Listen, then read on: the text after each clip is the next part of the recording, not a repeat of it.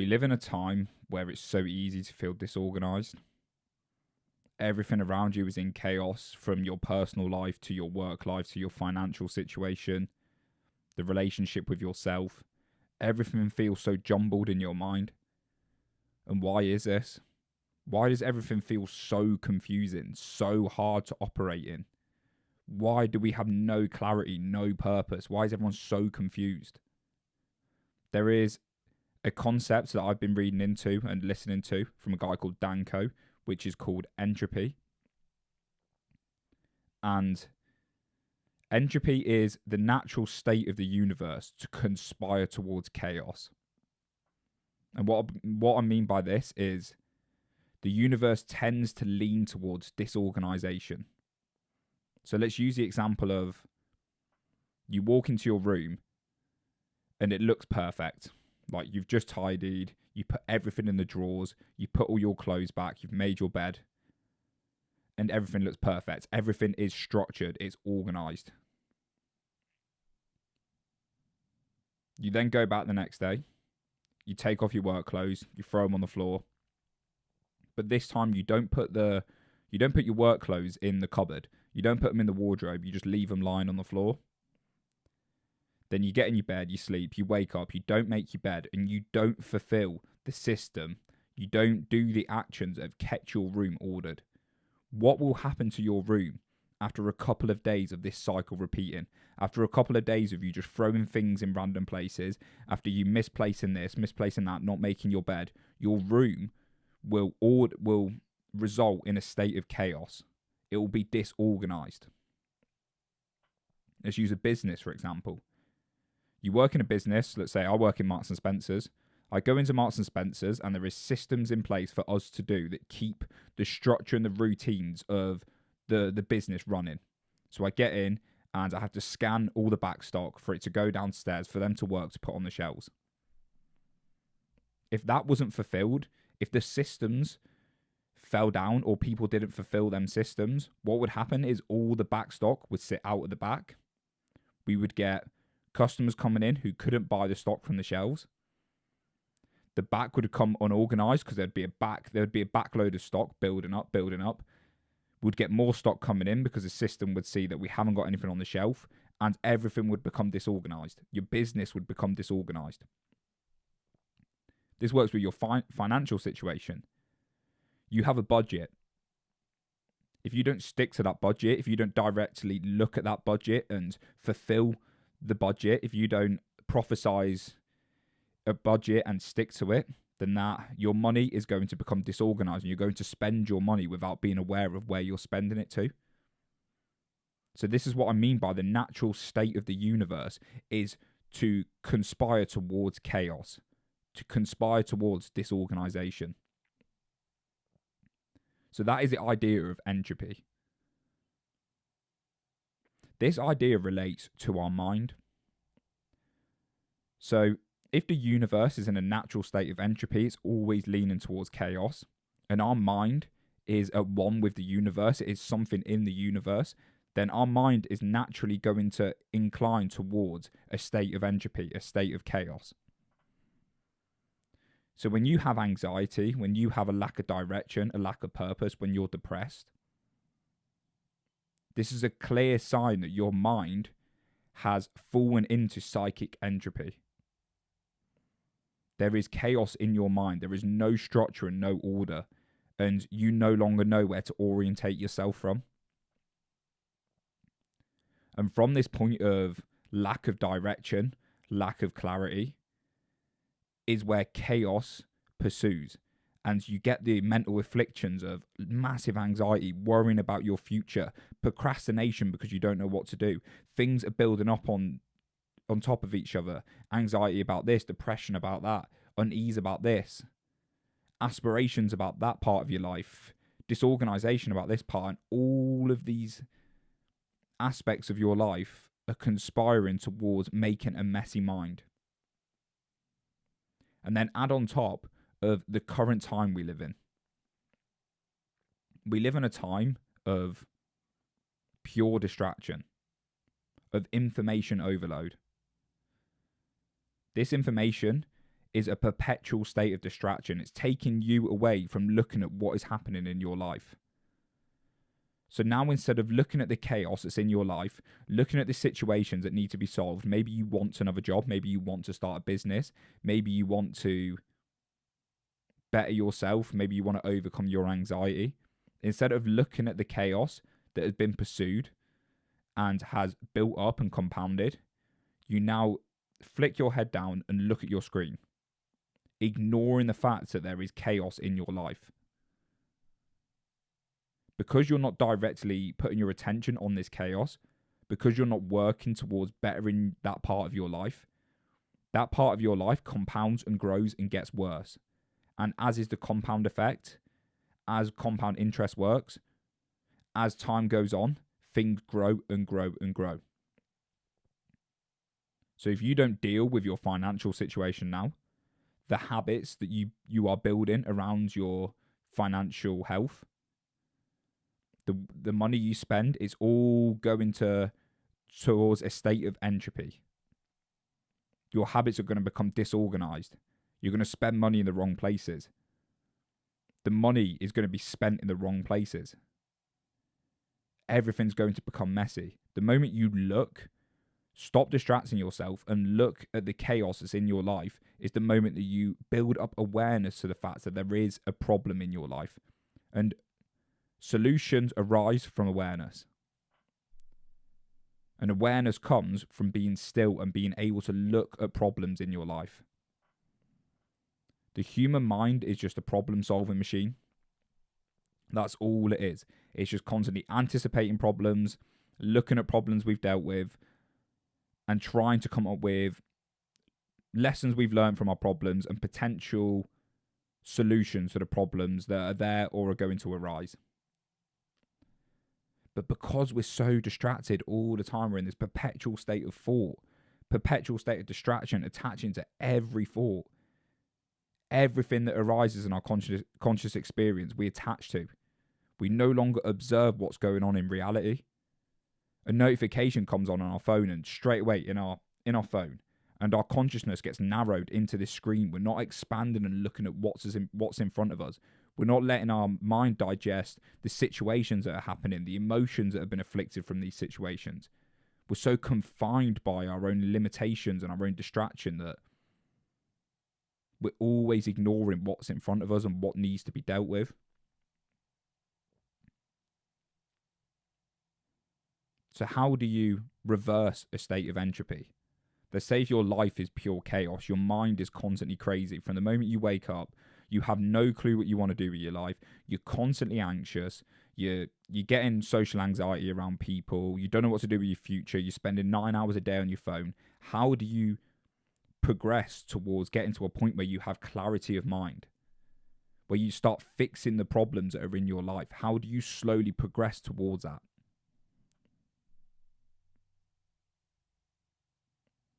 Step number 1, and the most important step, is defining a clarity and a vision, giving yourself something to aim towards. Because what this does is the goal that you set out for yourself, the vision, the clarity that you have, allows you to organize your mind into, I should do this to achieve this. It gives you a structure. It gives you a system to follow. Without the goal, without the idealistic version of you, without the vision, how do you know what actions to value and take? You are just left in a state of constantly pondering on, should I do this? Should I do that? And then you get decision paralysis. You are paralyzed by the infinite amount of opportunities that you could do.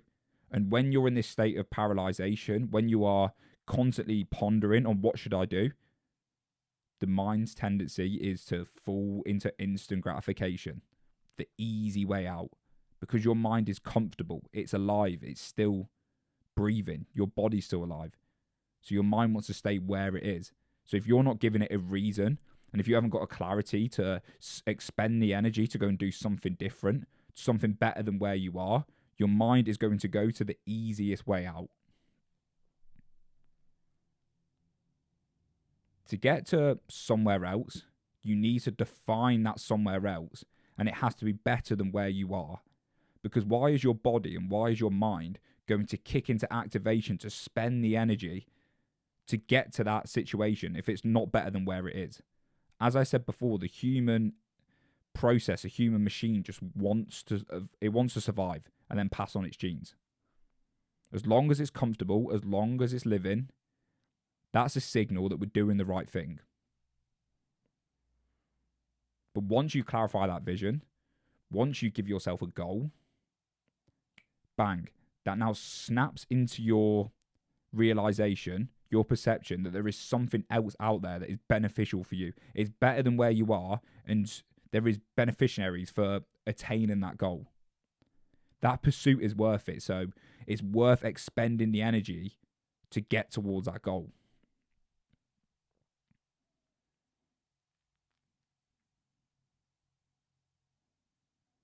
When you have this goal, when you have that vision defined, that is then the clarity that you need to get out of this foggy nature that you're stuck in.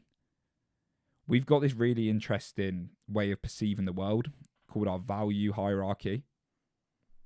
So the way you observe reality is really interesting, right? You walk into a room and there is like millions of things that you could focus on. Even look at the screen or listen to my voice right now, right? You could look at the screen that I'm on and you could focus on the microphone, or you could focus on the stand, or you could focus on the wardrobe next to me, or the curtains, or the radiator. You could focus on the colour of the wall. You could focus on the Carhartt shirt. You could focus on my watch, my Whoop band. There's all these different facets of reality that you could focus on. So why are you focusing on the words and the context of what I'm speaking? How is your mind ordered what's going on in a way that you're focusing on me instead of all the other things going on in reality? It's because you have a goal, you have an aim, you have a value of what to perceive. And currently, right now, you have an aim that you have related to listening to me that is going to get you closer to that aim. The context of what I'm talking, the words that I'm speaking, are going to get you closer towards that goal that you have. And you might not even be aware of this goal. It could be such a subconscious goal, but somehow that goal has orientated your perception towards me, so you can listen to the words I'm speaking to hopefully that can get you closer towards that goal. If your goal was to completely distract yourself, then you wouldn't be watching this. You'd be on TikTok or Instagram. Why have you taken the time out to listen to this podcast? Because there is some perception that you have about this podcast that is going to get you closer towards a better life, or some goal, or something that you want to achieve. Is going to better you in some way, otherwise you wouldn't be listening to the podcast. So that's your value hierarchy working in real time. I always use the example, let's say I walk into a room and there's a very pretty girl. There's loads of other people, 30, 40 people in a room, but I see the pretty girl and straight away my attention goes straight to her. I start feeling anxious. I'm like, oh, right, I should go and speak to her. Oh, what should I say? What am I doing? How am I walking? My mind's going into overdrive. Why has my attention chosen to point on her instead of everyone else in the room? It's because there is a certain there's a certain perception and a value hierarchy going on in my mind that has valued her perception of me more than everyone else. So I've orientated my perception on her. She means more to me than everyone else because she is a result or an outcome for a goal. That goal could be to get laid. That goal could be to speak to an attractive girl. Whatever it is, that's high up on my value hierarchy because my attention is laser focused on her. So when you set yourself a goal, when you get clarity and you get clear on, right, I'm going to get in shape. That's the first goal that I'm going to do. My life is a mess right now. Everything's really foggy. I don't know what to do when I wake up. I'm constantly thinking about pursuing a load of things and taking a load of action, but I'm just never doing it. What you need to do is you need to take time to clarify that goal. What can you do right now? What goal can you aim towards? What is going to be a good first step? And don't worry about this. Don't stress that, oh, maybe I don't really want this goal, because goals are ever changing, as is the natural evolution of natural selection. As humans evolve, the identity evolves, the ego evolves, so do goals. Goals change. As you learn and adapt and grow, your goals will change. But the whole idea of this vision, of this idealistic version of yourself, this version of you, is not to concretize that is going to be you. It's to give structure to your mind.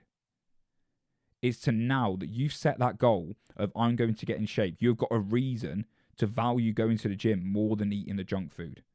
And now you're going to start feeling the pain of eating the junk food, or drinking the alcohol, or missing the gym session. Because you have got a goal of I'm going to the gym, I want to get in the best shape of my life. When you now drink alcohol, when you now eat junk food, you realize how that affects your physique, and you feel the pain of not achieving your goal. But if you didn't set that goal, if you didn't have a goal to orientate yourself towards, you would eat the junk food and it wouldn't matter any different, because you don't have the goal to aim towards. And as I said before, these goals are self-correcting. You might start pursuing, I want to get in the best shape of my life. I want to be a bodybuilder. You might start training like a bodybuilder. You might start eating loads of food and realize, I'm not actually enjoying this. I feel uncomfortable. I don't like the training methods. I want to feel better in myself. I want to feel lighter. I want to be able to run. It's like, oh, okay, I start running now. And then you start running. You're like, oh, I don't really like this, but I like the idea of cardio, and I like this. Maybe I should start kickboxing. And you start kickboxing. And then you're like, oh, I love like throwing punches, but not kicks. Maybe I should do boxing. And then you start boxing. And can you see how you slowly refine your goals into what suits your personality and your character? Let's use it for a social lens. Let's say you have a goal now of, my social life, it is non-existent. That I don't speak to anyone. I'm really bad at communicating. I've got massive social anxiety. I'm just not happy with my social life. I want more friends. So that is a goal. So now you have got something to orientate yourself towards. That's a goal that you can pursue. So you can start creating structures and systems in your life to get closer to having more friends. So it might start with, right, I'm going to just message someone today and see if they want to go to the pub and play pool. Or I'm going to see if someone wants to come to the gym with me. And then you do that and you realize, I don't want to go and play pool, or I don't just want to go make friends with any random person. I want to make friends with people who align with my purpose. So now you're not just looking for friends, you're looking for like-minded individuals. And then that could evolve, and eventually it could evolve to, I actually want a relationship. That's what I'm looking for. It's not the social side. It's to have a relationship with a pretty girl, someone who I love and I can enjoy time with. And then it's changed from there. Same with a career. Let's say if it's a career path, it's like, I'm not happy where I am. I want to earn more money. So I need a new job. Right, there we are. That's the goal. Now let's create systems to get you a new job. Let's order your mind so you can start applying things in the real world to get you closer towards getting a new job. So that might be, I'm going to go on Indeed and I'm going to search for jobs. And then you might start applying for jobs. You get a few interviews. You take a new job. You realize you don't like that job. And it's like, right, now actually, I don't like jobs. I want to learn a skill that's going to allow me to start my own business. So now we are, you've got another goal. You orientate your focus towards something else. But can you see how it naturally evolves from having one goal? You set yourself a goal to get out of the chaos that you're stuck in. And as you have that one goal, you focus on that. And the closer you get to it, you maybe might realize that I don't want that goal. That doesn't suit me. And you set another goal. But in the process, you're learning skills, you're self-correcting, and you're getting closer to your own sense of mastery. You're solving problems. Humans and the human psyche is problem-solving machines. And as you go on this self-correcting journey, as you as you get closer to one goal, and then you self-correct and then set a higher goal and set a higher goal, you're climbing the ladder, you're improving constantly, you're building momentum, you're building up the habit of your mind to be structured and ordered, and you're getting closer to what your divine purpose is, what your passion is, what the thing you love to do is. Because it's all self-experimentation. There's only a certain amount of intellectualizing and abstraction that you can do to find your purpose in life. It comes from self-experimentation, from trying things, from failing, from self-correcting to learning new things and then unlearning things and then trying again and putting yourself out there and leaning into discomfort. All of this allows you to self-correct and orientate towards your divine purpose. But it's a process. It takes time. It takes diligence. But the moment you slip up, the moment complacency kicks in, is the moment the mind starts to fall back into entropy, into chaos, into disorganization. As I said before, your room, you leave it there. You throw some clothes on the floor, then you throw a pillow here, and you leave your earphones there. You leave your water bottle on the floor, and in a couple of days, it's chaos in your room, and it needs to be structured and organized again. Any part of your life needs systems. It needs systems in place to keep yourself structured, to keep your mind organized.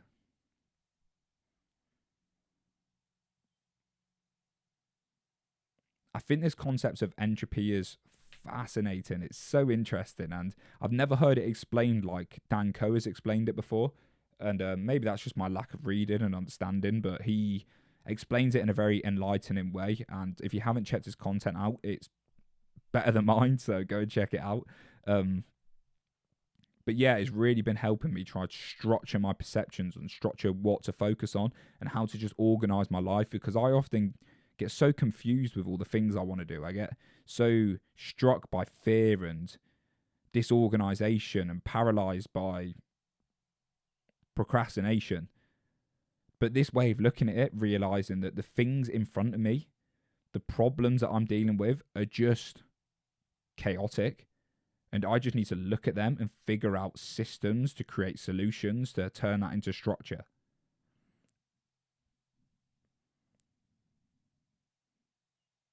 And the more you do this, you get better at solving problems. And that is a skill in itself. The better you get at solving problems, the more skills you build, which help you solve more problems, which help you deal with more chaos. And that's how you grow and expand as a person. It's the yin and the yang symbol.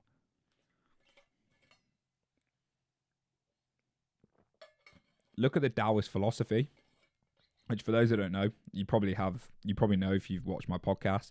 It's an ancient Chinese philosophy, like 3,000 years old, very old. And the book was written by Lao Tzu, and it's called the Tao Te Ching. And in the book, they've got the symbol, the yin and the yang. You would have seen the yin and the yang symbol. It's the white flowy with the black, and they've got the dots in the middle. This is symbolizing order and chaos, and how in every section of chaos there is a little bit of order, and every bit of order there is chaos. And that's how, if you don't give structure to chaos, it compels into chaos, to more chaos. But if you have structure and you let it fall into chaos, it will continue to fall into chaos. Like the moment you don't put your attention on things, the moment they fall back to entropy. So this isn't just like a new age thing. This is ancient wisdom that has been passed down for thousands of years. And I think it really helps to look through the perspective of, my life is chaotic in these aspects of my life. How can I give structure towards that? And it's something I'm going to do. I'm going to sit there and journal and write down, my relationships, my health, my career, my passions, they're all over the place. How can I structure these? How can I create systems around them and then start living in with them systems? Start implementing them systems and trial and error, and then creating new systems, solving new problems, constantly course correcting. That's going to allow me to get clarity on how to solve these problems.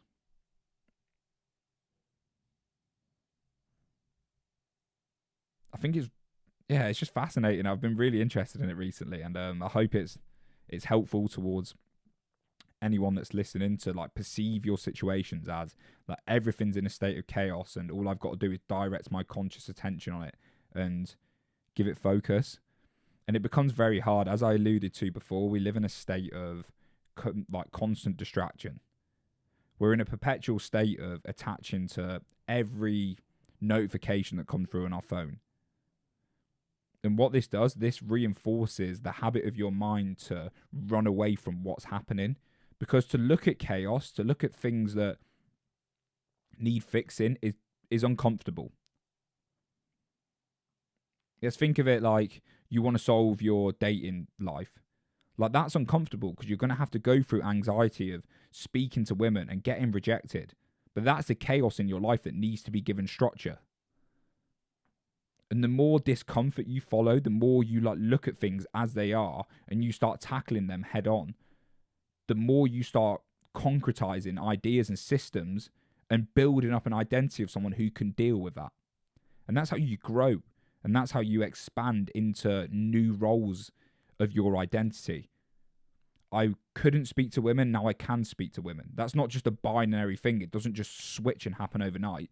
There is self-experimentation and rejection and everything that goes into getting towards a confident person around women. It's the same with someone who earns a load of money. They don't just go from £0 a month to £10,000 a month. There is self-experimentation and discomfort and trying things and failure, and all of this compounds and grows and builds your identity towards developing new skills and adopting new beliefs and narratives about itself, that you are someone that can achieve these things.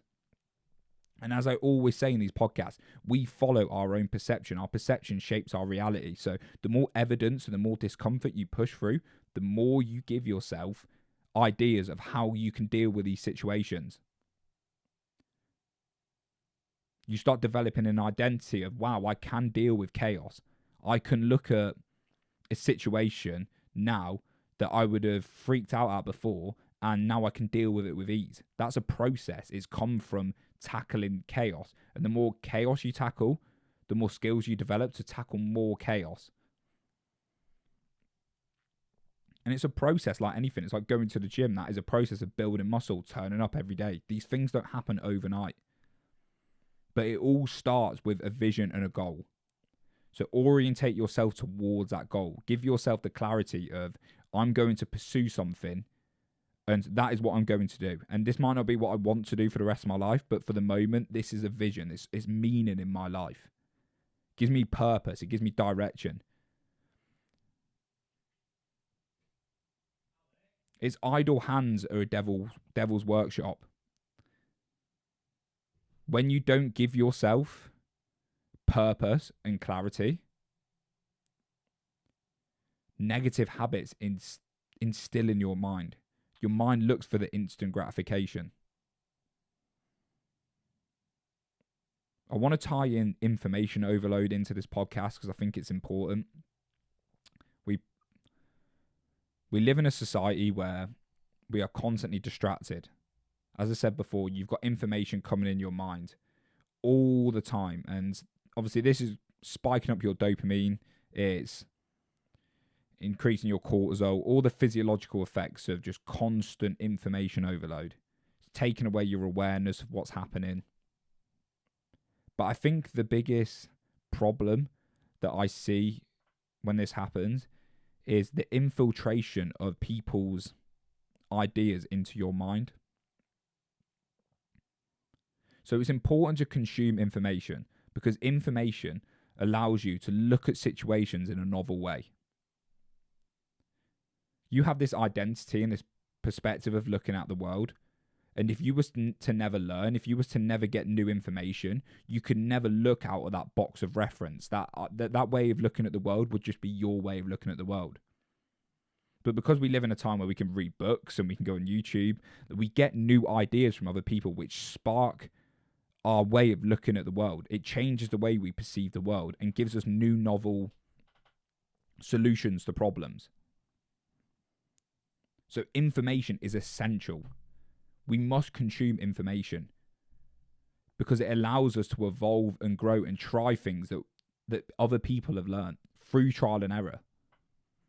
Time is a finite resource, and it would take us forever to trial and error things. But people have done that through a process of years and years and packaged it into information that we can utilize, read, download into our mind, and then perceive the world in that way and act with accordance with all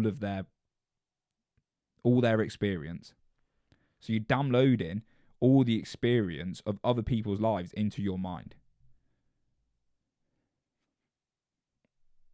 So you can see how that allows you to look at different situations and come up with new ideas. It's like you read a book and you get this idea, or I've just come up with this idea of entropy. Now I'm looking at I've not come up with it. I watched Dan Coe, who has articulated this idea of entropy.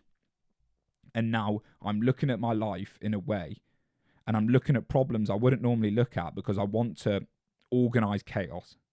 And I realize that my mind is so chaotic because I'm not looking at the things that I need to look at. So now it's forcing me to tackle problems that I wasn't tackling before. And that wouldn't have happened unless I watched that guy and read his book and he changed the way I perceive the world, so now I'm acting in a different way.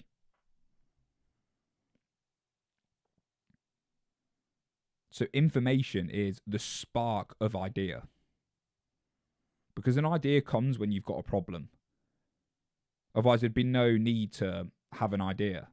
An idea is a way of bettering your situation or doing something differently. And when you have a problem, you want to better your situation or do something differently. But if you've got limited resources to do that, if you've got limited knowledge and wisdom to do that with, you can only solve that problem in a certain amount of ways that might not benefit you in the way that you want. But by reading a book, you can get access to someone else's wisdom that has solved that problem before. And now you can apply that to your life and then move forward as an evolved individual, and you got that from someone else. You just adopted their idea and tried it through your conscious lens. Your consciousness was just the vessel of that idea, and now it's been applied to your life and you've refined that in your own way. But the problem comes is that we live in a time where everyone has an opinion. Everyone talks so much. And they talk with false authority. Because social media allows us to live in a time where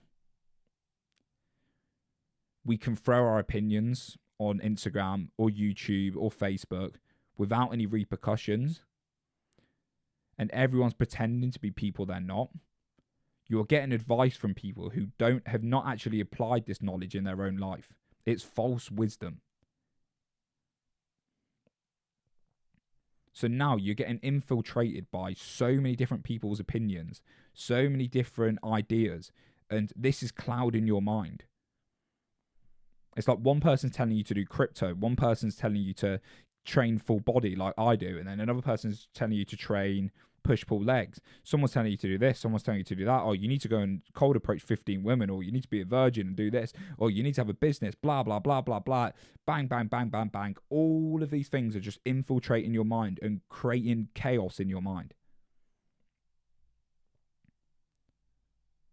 So whilst having that goal is so important, because that allows you to filter out what's not important, you can ignore all the noise that's going on around you. You also need stillness with the goal. There's a book I read called In Praise of Idleness by Bertrand Russell, and he wrote this in 1920, and it was all about how we need times of stillness to come up with creative solutions. And without the times of stillness, without idleness, without nothing to do, you don't allow the mechanics of your mind to come up with creative solutions, to use that information that you've been consuming and apply it to your own wisdom and then come up with a new solution to your problem. Your mind is a tool that is unlike any other, and it's infinitely complex. We will never know the true power of our minds. There's a really interesting fact that our conscious experience, so our conscious awareness, can process 40 to 50 bits of information per second. Our subconscious processes 11 million bits of information per second. Think of the vast difference in our conscious experience, our conscious awareness to our subconscious.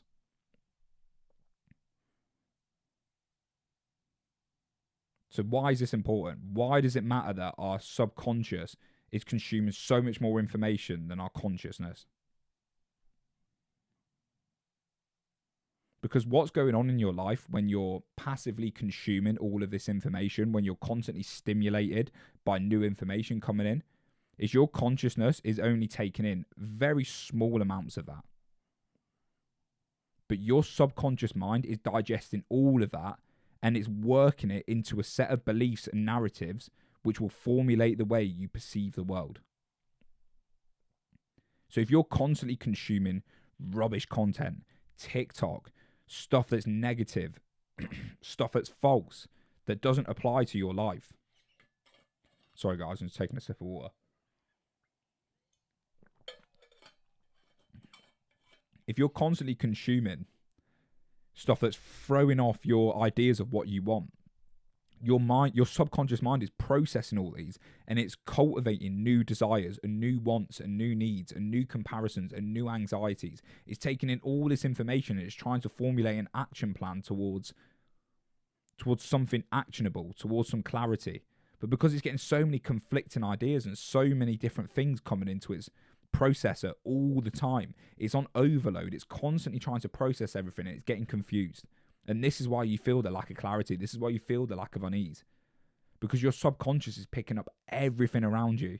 All the content you consume, all the people you speak to, the environment you're in, everything gets like congested in your subconscious mind. And it tries to fill it all to your conscious experience. So if you're constantly listening to music, constantly watching podcasts, constantly watching YouTube, constantly watching TikTok, constantly watching Instagram, your mind is confused. It's jumbled. And what is jumbled is not structured. So even if you have a goal, your mind's not going to be able to handle all the information that's coming in, because it's going to be so confused because of all these ulterior motives and all these different goals and desires it's taken in from all these different people. So you also need stillness with this goal. And this is not to say don't consume content, but Seneca said an amazing quote, which I'm going to read to you. It'll be 2 seconds, guys. Let me just get it up. I've read this in Letters of a Stoic, and it's an amazing book. If you've never read it before, it takes a lot to read the sentences and like to really like digest what he's saying, because it's written like a while ago and it's philosophical, but it's definitely worth reading. And this is what Seneca says: you must linger among a limited number of master thinkers and digest their works, if you would derive ideas which shall win firm hold in your mind. And what he means by that is it does you no good consuming every bit of information that you can get to, taking ideas from everybody and trying to implement everything in your life, listening to everybody, being around everybody. You need to filter the information that you consume through your moral compass. Look for people that you idolize, that are doing things that you admire, that have characteristics that you admire, that are doing well in parts of life that you admire. So for me, I look at Joe Rogan and I watch his podcast because I think he's an amazing communicator and I love the way he holds himself. Chris Williamson is the same. I watch them because I admire the qualities that they show. Dan Coe, the guy I'm listening to, I admire his business ethic, the way he operates in his business, the way he articulates himself. So I watch him because I want to imitate him. I want to imitate how them guys act through my own experience. And the more I do that, and the more I only listen to a select few of people, the more I can really concretize their ideas in my mind, keep imitating their ideas and try and change it towards my own personal sense. I change it to my personal uniqueness, but I'm getting the inspiration from them and I'm like changing it to my own sort of uniqueness. But if I'm constantly watching 15 different YouTubers and consuming loads of different music and all this, I'm trying to imitate and apply everything I'm learning, and it's leaving me disjointed. The more you listen to a select few of people, pick a few select few people that you really admire and really like learn from them. And keep your perspective broadened, like be willing to listen to new people, but really study a few people. Get really interested in how their mind operates, how they operate in the world, how they behave, and imitate their characteristics, the way they hold themselves, and see how that affects in your life. See the positive effects it has in your life, see the negative effects it has in your life, and then reflect and refine this process. Have that goal to aim towards, and then imitate the characteristics of these people and refine as you go, and you'll get closer to this goal. Then you change the goal, and it's a process of constant evolution. Your identity wants to keep you boxed in. You've got this identity, which is you, and this identity is full of limitations. Sorry, guys, I had to go to the toilet, and I've completely lost my train of thought. I think I was talking about identity and limitations. So we have an identity, which for me is Alex Rogers, for you is whoever you are, whoever's listening, and that keeps you boxed in. It's full of limitations. But this identity is an evolution, like anything in the universe. It's constantly dying and growing and expanding and then contracting. So it's always flux. Nothing in reality is concrete. The nature of reality is impermanence. So your identity is always moving and fluctuating. And the more you adopt ideas from others and apply that into your life, and the more you allow yourself to step away from your own mental narratives and your perceptions of the world and be open-minded, the more your identity is going to grow, and the more you're going to grow in expand instead of contract. It's like the breath. The breath looks to expand and then contract. And that's going to happen in your life. You're going to consume information. You're going to try things. You're going to expand. And then you're going to filter out the noise, filter out the things that don't work, and then you're going to contract towards a refined version of what works. And then you go again, you look at problems, and you expand, you consume, you read information, and then you contract again, and you go. And it's this constant cyclical process of expanding and growing, consuming information, applying, reiterating, consume, apply, reiterating.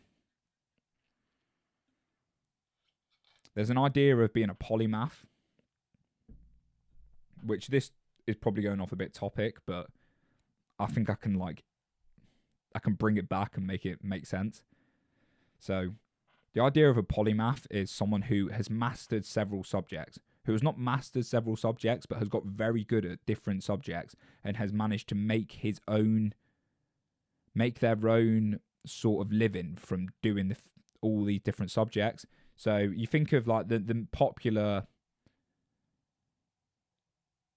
advice now is to niche down, is to get really good at something, to get really good at one thing.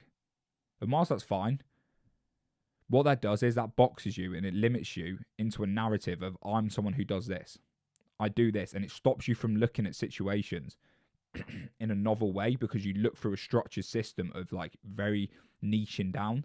When you're a polymath, when you're really into psychology but fitness, and you're financial, and you do this and you play football and then you make hip hop beats and you do all these things and you get very good at all these things, maybe not mastering them, but you get very good at them. What you do is the skills that you develop from getting good at these things and your perspectives have been broadened from getting good at so many different things allows you to make connections between each subject and come up with novel ideas and novel solutions to problems.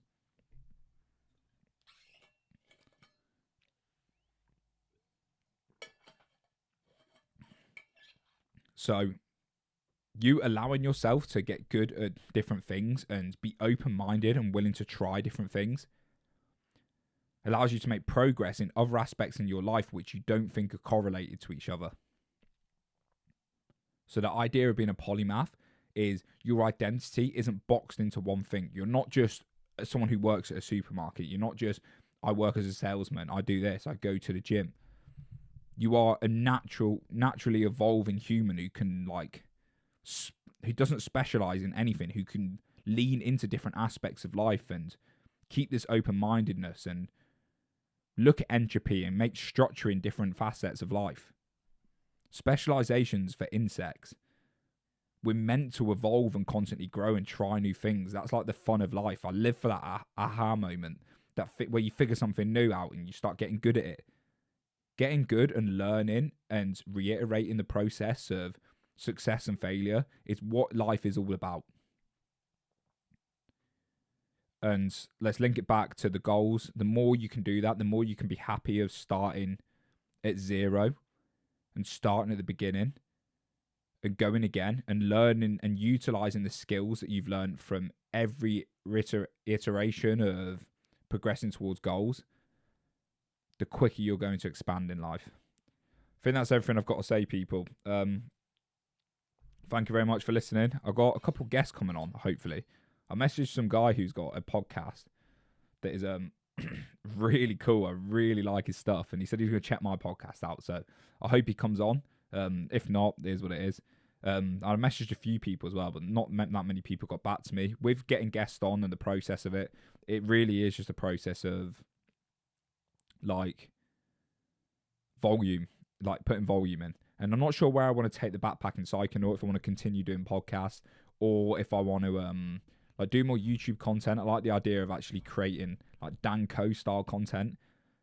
But yeah, it's going to be interesting. It's going to be interesting to see where I evolve. I'm not boxing myself into I'm a podcaster or I'm a this or that. I'm just going to put the work in and see where my identity flows and where like reality takes me. So yeah, thank you very much for listening, people, and I'll see you all in the next episode.